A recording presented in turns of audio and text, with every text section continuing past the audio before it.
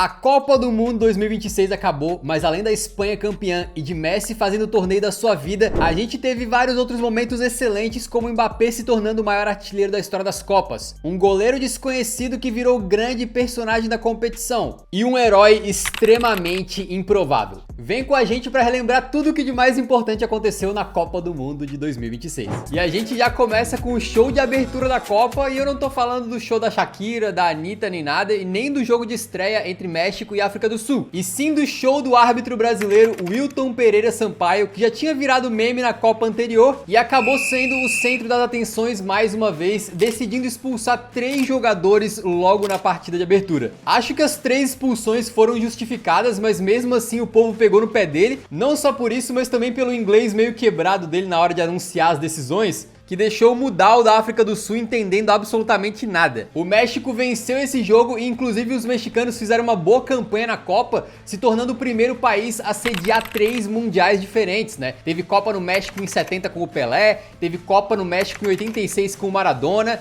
e teve Copa no México em 2026 com o Noni Madueke. Um momento que marcou demais a campanha mexicana foi quando no último jogo da fase de grupos o Ochoa entrou em campo e foi ovacionado. Um momento de celebração ali de uma lenda mexicana, né, completando a sua 6ª Copa do Mundo como convocado, uma marca muito bacana que ele divide com outros craques, embora ele só tenha entrado em campo em 4 dessas Copas aí. Mas independente do que aconteceu em campo, o mais insano do México nessa Copa foi a festa insana da torcida deles, com milhares e milhares de pessoas nas ruas comemorando. Teve até um coreano que se perdeu entre os mexicanos e foi imediatamente adotado por eles, e por aí vai, os caras realmente deram um espetáculo. E pra esse coreano era mais jogo torcer pro México mesmo, né, porque a campanha da Coreia do Sul foi pavorosa. Começou com o vazamento de alguns da mídia criticando o som por conseguir uma isenção do alistamento militar. Aí os jogadores decidiram boicotar a mídia coreana. Quando os caras voltaram para a Coreia do Sul, o técnico foi vaiado e meio que fugiu do país. Foi um desastre completo. E para piorar, a grande estrela, o Son, fez uma Copa fraquíssima, né?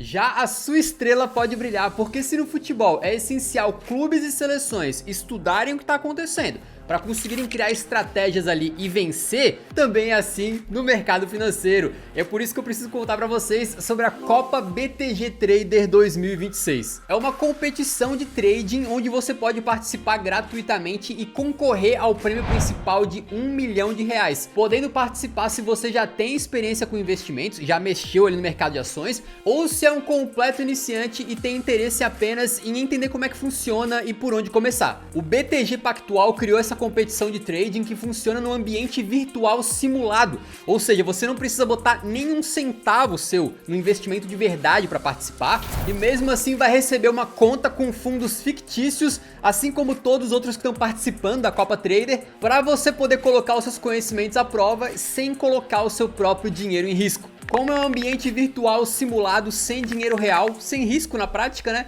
Você pode participar mesmo se não tiver nenhum conhecimento de como funciona, só para aprender mesmo. Quando eu era um jovem adulto e estava na faculdade de economia, eu tive a oportunidade de participar de algo bastante similar e foi muito importante para mim naquela época poder entender como é que funcionam as coisas e cometer erros de iniciante sem que eu tivesse que realmente perder o meu dinheiro real. Ao longo da jornada você também vai encontrar conteúdos de preparação para poder entender melhor o mercado, as plataformas, os produtos e as principais estratégias utilizadas no trading. Ou seja, é uma oportunidade perfeita para quem quer só aprender e também para quem já tem experiência com investimentos poder testar a sua tomada de decisão, e ainda mais valendo aí um prêmio de R$1 milhão para quem ganhar no final. Quem tiver interesse em se inscrever é só clicar no link que está no comentário fixado ou na primeira linha da descrição para abrir uma conta no BTG e aí participar da Copa BTG Trader gratuitamente. Ó, valeu demais ao Banco BTG Pactual por acreditar no nosso trabalho e patrocinar esse conteúdo. Outro anfitrião que teve uma campanha marcante foi o Canadá, com o principal jogo dele sendo aquele contra o Catar, em que o meio-campista Koné acabou quebrando a perna numa infelicidade absurda, um lance muito feio, e o Madibo, que foi quem tava na dividida ali, tava completamente em choque com o que ele tinha feito, né? O Koné, aparentemente sob o efeito de analgésicos, já saiu de campo dando tchauzinho pra torcida mesmo com a perna quebrada. Nesse jogo, o meio-campista Saliba faz gol e levanta a camisa do Koné em homenagem, no que foi a primeira vitória do Canadá na história das Copas e por um sonoro 6-0. Momento absolutamente histórico para os caras, com o hat-trick do Jonathan David e uma comemoração maluca do técnico Jesse Marsh, com os canadenses chegando nas oitavas de final pela primeira vez, depois de vencer a África do Sul nos 16avos de final, com o técnico dando um discurso emocionante dizendo que os jogadores são heróis canadenses e que o futebol vai crescer no país por conta deles. Ainda assim, a eliminação dos caras foi um pouco decepcionante, não só porque tomaram de 3-0 do Marrocos, mas pelo grande craque da equipe, o Alphonso Davies, sequer ter entrado em campo porque não se sentia bem, mesmo estando liberado pela comissão médica para jogar. Falando de outro país sede, os Estados Unidos infelizmente não foram tão hospitaleiros, com muitas polêmicas durante e até antes da Copa, e casos muito chatos como toda aquela questão do Ayman Hussein do Iraque, que foi detido e questionado por 7 horas no aeroporto antes de poder entrar no país, o juizão Omar Artan da Somália, que teve a sua entrada negada e acabou ficando fora da Copa mesmo, e essa bagunça toda espirrou pra dentro de campo, né, porque o Balogun tomou um cartão vermelho contra a Bósnia e deveria cumprir a sua suspensão automática no jogo contra a Bélgica, mas o presidente dos Estados Unidos, Donald Trump, se gabou de ter ligado pro seu amigo Infantino pra pedir que o cartão vermelho do Balogun fosse rescindido.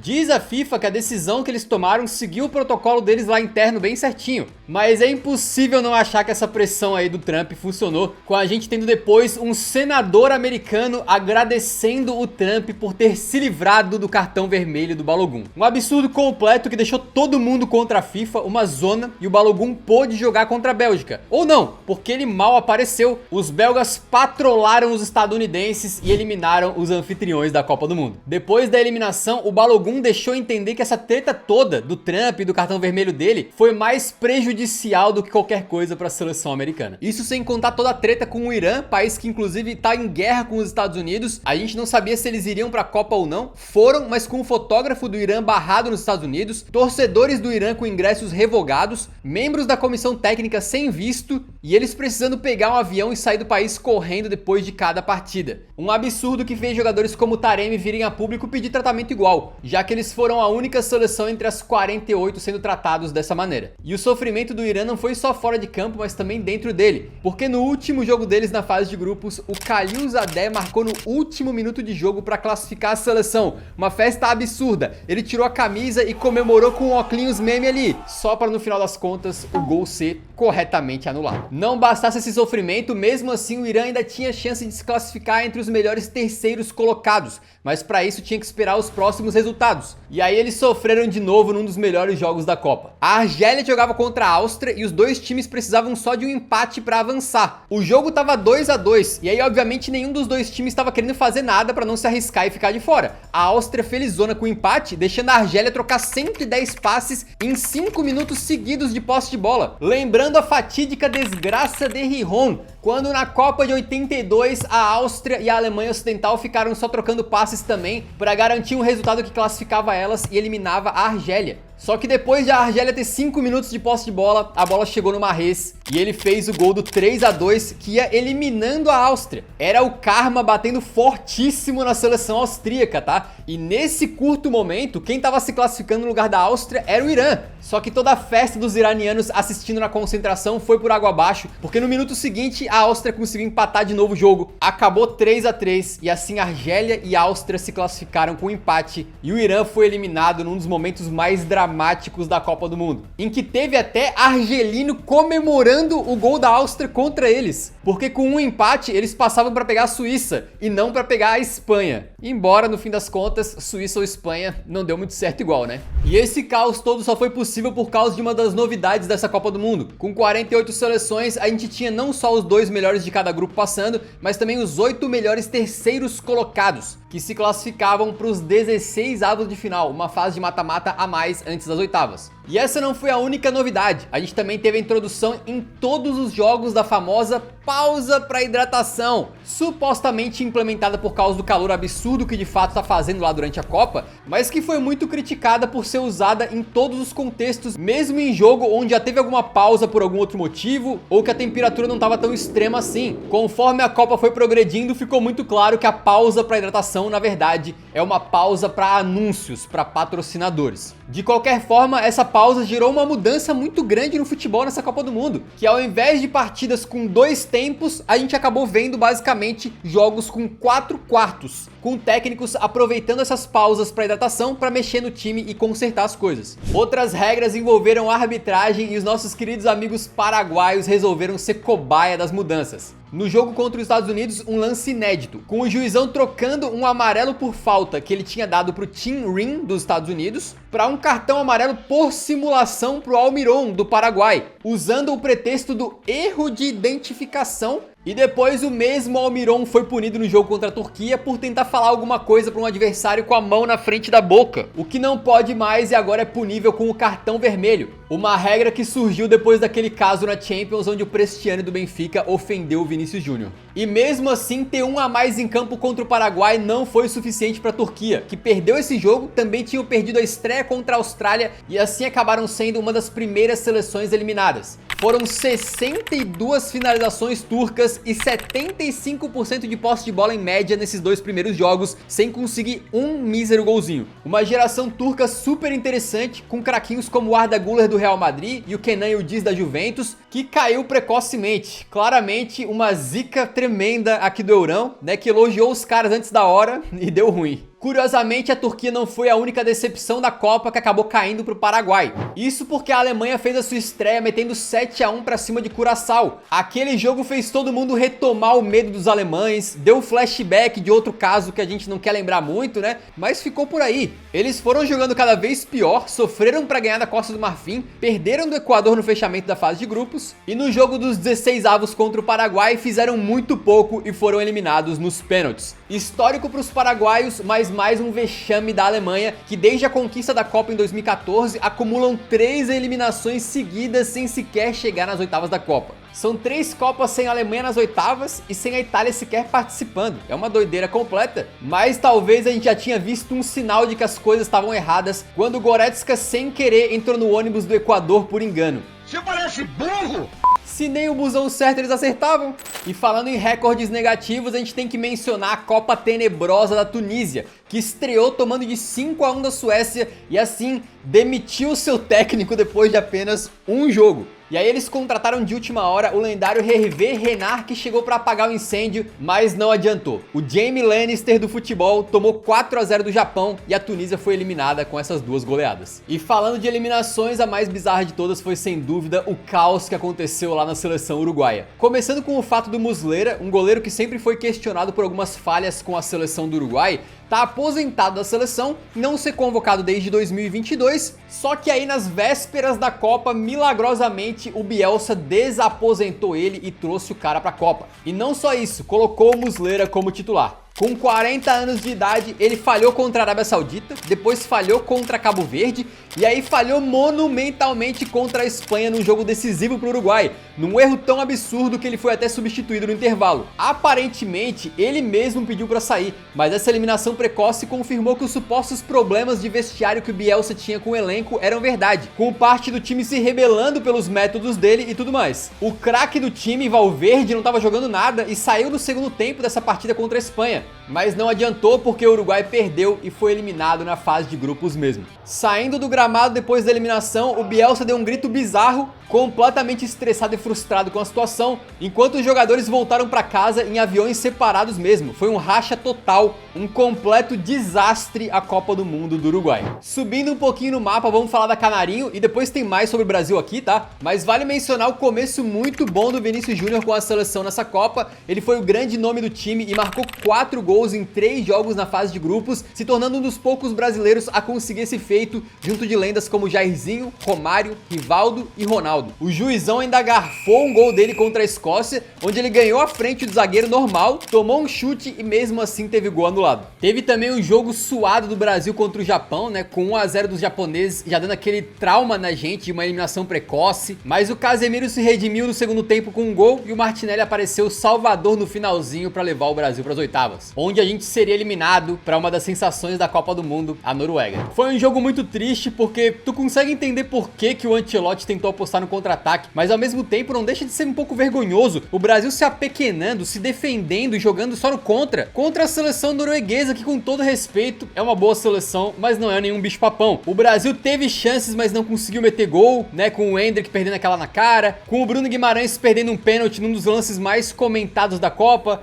Afinal, por que ele bateu e não o Vini? A comissão técnica disse que o aproveitamento do Bruno era melhor, mas será que ele tinha experiência em alto nível, né, com pressão bombando na cabeça? Pra bater um penal assim, é complicado. O fato é que ele perdeu e sem gol do Brasil, teve 2 do Haaland pra finalizar a nossa participação na Copa, que ainda teria tempo do Neymar entrar no final e meter um gol de pênalti, em que ele ainda foi lá brigar e provocar o goleiro Nyland, como se o Brasil não estivesse perdendo e precisando de cada segundo pra tentar fazer um segundo gol. Foi uma cena patética, não serviu pra nada e a Noruega foi pegar a Inglaterra. E a Noruega foi sensação não só pelo Haaland marcando gol a rodo na sua estreia em Copas do Mundo e virando uma baita sensação mundial, mais até do que ele já era, né? E sim por toda a temática viking dos noruegueses durante a competição, né? Eles tinham pousado vestidos de vikings ali e também teve a remada que a torcida fez em todos os jogos e os próprios jogadores repetiram, liderados pelo Odegaard no tamborzão ali, fazendo uma coreografia em sintonia com a torcida. Foi bem bacana de ver. A Noruega não jogava a Copa desde 98, então foi uma participação histórica para eles que estavam lá certamente pela festa, né? Outra participação histórica na Copa foi a de Curaçao, menor país aí para uma Copa do Mundo, né? Com apenas um pouco mais de 150 mil habitantes e que surpreendeu muita gente conseguindo um pontinho no empate contra o Equador, fazendo o Dick Advocaat, que bateu o recorde de técnico mais velho de uma Copa do Mundo, chorar de emoção. Nesse jogo, inclusive, o goleirão Eloy Room fechou completamente a meta com 15 defesas, empatando o recorde de Tim Howard na história das Copas. Exatamente, alguns de vocês podem ter visto só que o Room chegou perto do recorde do Howard,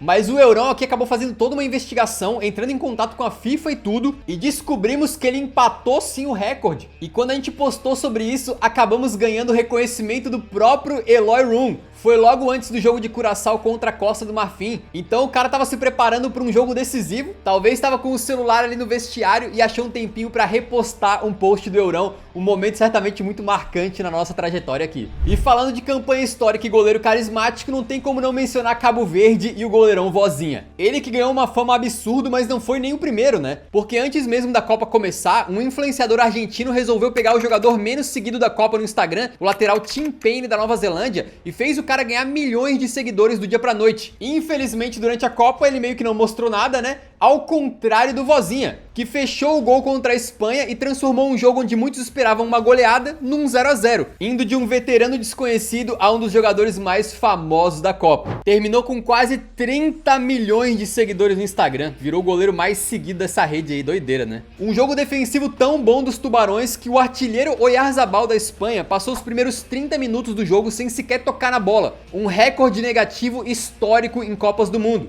Um empate que foi comemorado como vitória. Cabo Verde comemorou muito esse empate como se já tivesse bom, né? Mas no final das contas terminou a fase de grupos invicto e garantiu uma heróica vaga no mata-mata. Mas infelizmente os caras pararam na finalista argentina, não teve o que fazer. Mas assim, foi um jogo épico com Cabo Verde jogando a vera, com o Vozinha catando tudo e mesmo com o Messi marcando o primeiro num golaço com um domínio absurdo, Cabo Verde foi guerreiro e empatou com o Duarte e levou o jogo pra prorrogação. Na primeira Copa de Cabo Verde, eles conseguiram empatar com as duas finalistas, cara. É uma campanha absurda, pô. E quando o Lisandro desempatou na prorrogação, o Sidney Lopes fez um dos gols mais bonitos da Copa do Mundo. Só que essa Argentina tava imorrível e em cobrança do Messi de escanteio, o Diney fez contra e Cabo Verde foi eliminada. Mas olha, eles não podem ficar tristes de jeito nenhum, né? Inclusive o goleiro Vozinha tava levantando seus companheiros depois do final do jogo pra eles se orgulharem ali, saírem de cabeça erguida pela campanha absurda que fizeram. E sem dúvida essa seleção aí foi a grande personagem alternativa da Copa do Mundo, mas não tem como, né? Enfrentou o Messi e a Argentina e já era. E a Copa que o Messi fez, né? Falando nisso, o Messi estreou nessa Copa do Mundo num jogo histórico, onde ele podia ter sido expulso por uma entrada forte, mas não foi.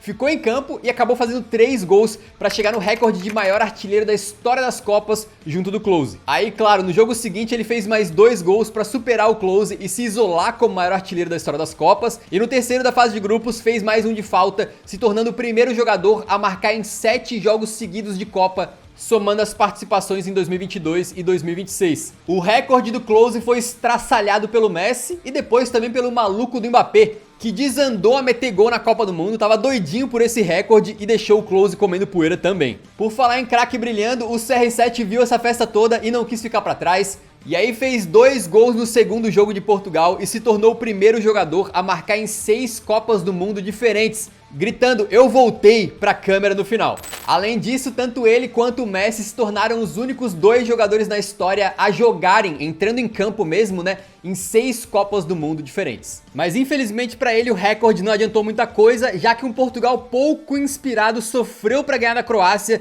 só conseguindo no finalzinho com o Gonçalo Ramos, o homem do gol nos acréscimos, quando o Cristiano nem estava em campo mais. E teve ainda um gol de empate milagroso dos croatas nos acréscimos, mas com um impedimento marcado por conta de um toque detectado no chip da bola, o gol foi anulado. E esse jogo então foi o adeus de Luka Modric das Copas do Mundo, certamente um personagem histórico das Copas, pelo que ele fez aí principalmente em 2018 e em 2022. Aí contra a Espanha, outra decepção, Portugal não jogou nada bem e foi eliminado com um gol salvador do Merino de novo nos acréscimos. Bruno Fernandes acabou jogando muito menos do que se imaginava, o Vitinha não foi o Vitinha do PSG e por aí vai. Ficam as críticas pro Roberto Martínez, que mais uma vez pegou uma geração de ouro, cheio de cara bom, que nem era da Bélgica, né? E não conseguiu fazer jogar tão bem. Logo depois da eliminação ele foi demitido e o Mister tá vindo aí. E falando na Bélgica, ela que começou a Copa como uma das candidatas a ser grande decepção, protagonizou do nada uma das viradas mais insanas dessa edição. A Bélgica ia perdendo de Senegal por 2-0 e o clima tava horrível, com o Tielemans e o Trossard batendo boca dentro de campo e tudo. Até que aos 86 minutos veio um gol salvador do Lukaku e poucos minutos depois o Trossard achou o Tielemans, que deixou tudo igual, resgatando os caras do fundo do poço. Na prorrogação, pênalti de Senegal e o Tielemans fez mais um, completando com o 3-2, uma das grandes viradas que a Copa já viu. E proporcionando à Bélgica uma despedida muito digna da Copa, porque eles fizeram essa virada, bateram os Estados Unidos com tranquilidade nas oitavas e nas quartas caiu pra Espanha fazendo jogo duro também, e de forma muito amarga, né, porque o Courtois tava catando tudo no jogo e mantendo a Bélgica viva, até que ele sentiu uma lesão, saiu de campo e entrou o goleiro reserva Lamens. Pra quê, né? O Pau Cubarsí resolveu testar o goleirão de fora da área, ele bateu roupa e o Merino no finalzinho fez o gol pra eliminar a Bélgica, que vai pra sempre levar aquela pergunta assim, né? E se o Courtois não tivesse se machucado? Se a Bélgica protagonizou uma das maiores viradas da Copa, a Inglaterra também, mas do outro lado da moeda. Isso porque os ingleses acabaram ganhando corpo durante a Copa, né? Primeiro estreando bem contra a Croácia, mostrando um bom futebol, e com as estrelas de Jude Bellingham e Harry Kane se revezando ali pra ver quem brilhava mais. O Kane tava tão badalado em certo momento que até o técnico do Japão parou pra tirar foto com ele na rua como se fosse um torcedor todo bobo ali, sabe? Aí no mata-mata a Inglaterra faz um jogo duríssimo contra a República Democrática do Congo, decidido por 2 gols do Harry Kane no final. E aí contra o México nas oitavas, outra batalha com o Bellingham brilhando com 2 gols e salvando um gol do César Montes ali na pequena área, né? Foi aquele jogo em que o Henderson na comemoração acaba quebrando o braço, caindo da placa de publicidade, e que o Kane tava com a voz assim.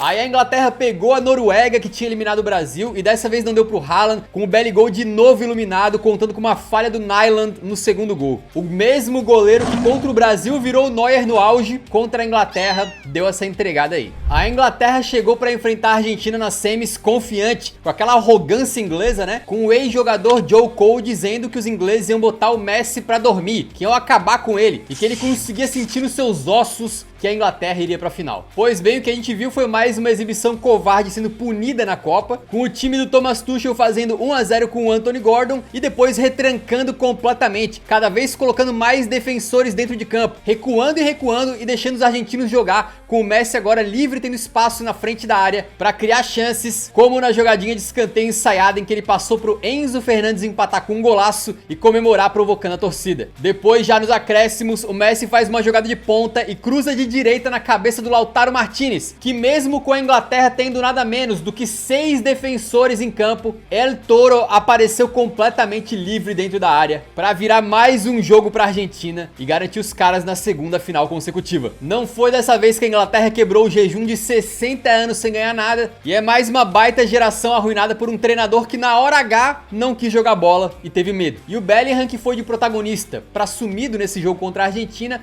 ainda deu um tapão do nada no reserva da Argentina, o Barco, depois que o jogo acabou. Mas a Inglaterra se redimiu com um jogaço absurdo na disputa de terceiro lugar contra a França. Eles chegaram a abrir 4-0 no primeiro tempo, parecia que ia ser uma goleada histórica, mas no segundo a França reagiu, né? Chegaram a quase fazer o 4-4, mas deu tempo ainda do Saka fazer o seu hat-trick, o Bellingham entrar e marcar um golaço absurdo no final para fechar um 6-4, que sem dúvida pode não ter sido o jogo mais bem jogado da Copa do Mundo, especialmente no lado defensivo, né? né? Mas com certeza foi o jogo mais insano de entretenimento puro dessa Copa. E esse jogo serviu muito pros recordes, né? Com o Olise da França chegando a 7 assistências nessa Copa do Mundo e se tornando o jogador que deu mais passes para gol em uma única edição de Copa, superando os 6 do Pelé em 1970. Isso para não falar do Mbappé, que meteu 2 gols nesse jogo, chegou a 10 na Copa do Mundo e se tornou artilheiro dessa Copa, mas não só isso, ele conseguiu passar o Messi e também se transformar no maior artilheiro da história das Copas do Mundo, com 22 gols em 22 jogos, uma marca absurda e que, cara, vamos combinar, o Mbappé tem pelo menos mais 2 Copas pela frente, talvez 3, então é bem possível que ele vai ampliar ainda mais e mais esse recorde no futuro,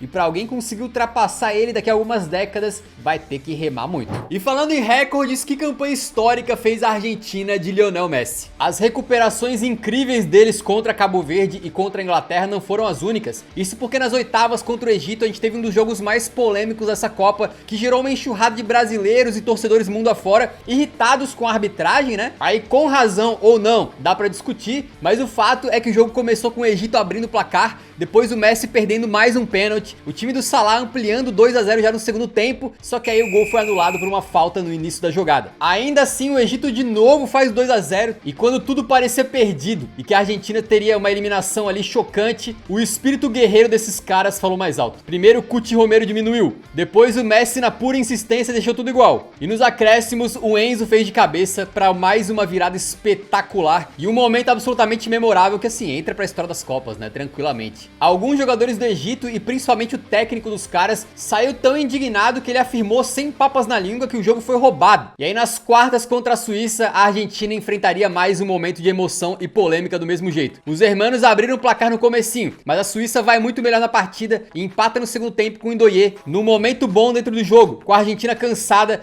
o Embolo dá uma das maiores vaciladas da Copa e simula uma falta no meio do campo, sem contato, do mais absolutamente nada, um piscinaço completo. O VAR chamou por causa daquele protocolo do erro de identificação, já que o juiz tinha dado amarelo pro Paredes por essa suposta falta no Embolo, né? Corrigiu o lance, deu o segundo amarelo pro suíço, que saiu de campo botando a mão na frente da cara, completamente envergonhado pelo que tinha feito, e os europeus ficaram com um a menos. E aí não teve jeito. A Suíça se segurou como pôde até a prorrogação, mas o Julian Álvares resolveu tirar da cartola um golaço absurdo, metendo lá onde nenhum goleiro pegaria. O Lautaro completou no finalzinho e a Argentina passou de modo épico mais uma vez, aí venceu a Inglaterra e chegou na grande final da Copa de novo. 2 vezes seguidas em final de Copa para Lionel Messi, aos 39 anos de idade, fazendo uma Copa do Mundo que individualmente é, com segurança, uma das melhores da história desse torneio. E do outro lado dessa final, o craque da Espanha, aquele garotinho que o Messi deu banho quando era um bebê e que representa exatamente o contrário, a nova geração, Yamal com apenas 19 anos. A Espanha chegou como uma das favoritaças para essa Copa depois de vencer a Eurocopa e chegar na final da Nations League, só que o começo empatando em 0 a 0 com Cabo Verde não deu as melhores impressões. Porém depois venceram a Arábia Saudita com o brilho do Yamal, venceram o Uruguai naquele jogo terrível marcado pelo Muslera falhando e foi garantindo a sua vaga na final com jogos até tranquilos. Naquele esquema de controlar o jogo fez 3 a 0 na Áustria, aí bem verdade precisou marcar nos acréscimos contra Portugal com o Merino, mas não tinha sofrido, e contra a Bélgica tomou um susto também, mas o tempo todo foi o melhor time e o Merino de novo foi decisivo para eles enfrentarem a França nas semis. E que decepção essa semifinal, hein? Porque a França tinha feito um torneio maravilhoso, o quarteto de ataque deles botava medo em todo mundo e variava quem brilhava mais na Copa, né? Com o Mbappé inclusive fazendo uma campanha lendária também, mas no momento que mais precisava, eles jogaram mal, foram completamente dominados pela Espanha, enquanto Mbappé, Dembélé e Olise sumiram, e com o 2 a 0 os espanhóis chegaram na final da Copa do Mundo, tomando um gol só na Copa inteira. O Unai Simón chegou a bater recorde de goleiro com mais tempo sem tomar gol em Copas do Mundo. Era então o time do controle enfrentando o time do caos, da imprevisibilidade. Era o time do técnico Scaloni, que quando estava fazendo as suas certificações, recebeu mentoria do técnico do outro lado, o Luis de la Fuente. O time do Messi, de 39 anos, contra o time do bebezinho que ele deu banho, Yamal, de 19. Tinham todos os ingredientes para ser uma final absurda. Pelo menos no papel, né? Porque o que a gente viu na prática foi um jogo em que uma hora a Espanha atacava e na outra a Argentina defendia. Um jogo completamente defensivo da Argentina que se segurou como pôde frente a uma Espanha que jogava do seu jeito, controlando a posse de bola, na paciência, sabendo que uma hora o gol ia sair, mas não saía, mesmo com o domínio completo da partida. Inclusive, a Argentina não teve nenhuma finalização certa no jogo inteiro e o primeiro chute a gol, mesmo bloqueado, foi lá já para 110 minutos. Eles jogando no sacrifício, na dedicação, mas realmente sem conseguir botar a bola no chão, né? E o Messi acabou sendo praticamente anulado o jogo inteiro. O Enzo Fernandes conseguiu ser expulso e depois de um gol anulado polêmico do Nico Williams, em que o juiz viu uma falta do Merino meio que de costas pisando no pé do Otamendi, finalmente o substituto Ferran Torres, o Tubarão, um jogador que fazia uma Copa muito contestável e vinha perdendo gols, um cara que poucos apostavam que poderia ser o verdadeiro herói dessa competição, mas ele entrou